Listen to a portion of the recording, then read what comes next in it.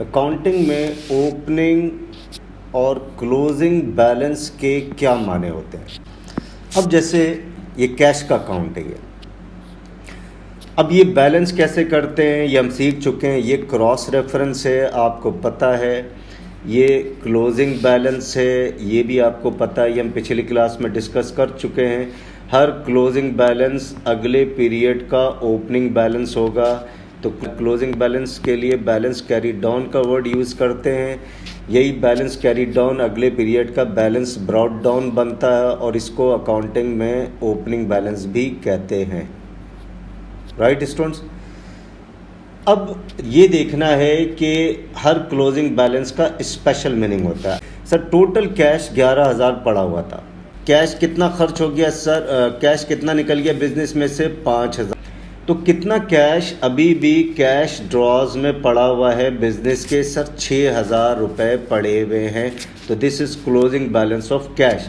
तो कैश के क्लोजिंग के माने क्या निकलेंगे? सर ये वो कैश है जो कारोबार में अभी भी पड़ा हुआ है कैश ड्रॉज के अंदर। तो ये वो कैश है जो महीने के आखिर में यानी जनवरी के आखिर में अभी भी मौजूद है खर्च करने के लिए, जो कि कारोबार में पड़ा हुआ है। तो ये क्लोजिंग बैलेंस और ओपनिंग बैलेंस बन गया। तो जाहिर बात है अब ये कैश फरवरी के महीने में मौजूद है, दस्तयाब है खर्च करने के लिए। इसी तरीके से एक बैंक अकाउंट है। अब मैनेजर पूछता भाई टोटल कैश कितना बैंक में पड़ा हुआ? सर 5,000 पड़ा हुआ है।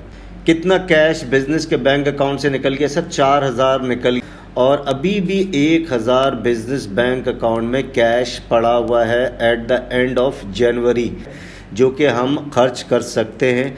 तो क्लोजिंग बैंक बैलेंस का मतलब क्या हुआ? सर ये वो कैश है जो बिज़नेस के बैंक अकाउंट में अभी भी पड़ा हुआ है, जो बिज़नेस खर्च कर सकती है बाय इशुएंस ऑफ चेक। तो यही क्लोजिंग बैलेंस अगले पीरियड का ओपनिंग बैलेंस बन जाएगा। और ये अब फरवरी के महीने में इतना कैश बिजनेस बैंक अकाउंट में दस्तयाब है जो कि इस्तेमाल किया जाएगा किसी को पेमेंट करने में। नेक्स्ट, फर्नीचर अकाउंट के क्लोजिंग और ओपनिंग बैलेंस का मीनिंग क्या है? कितना फर्नीचर ख़रीदा गया? सर 4,000 रुपये का। और कितना फर्नीचर बेच दिया गया?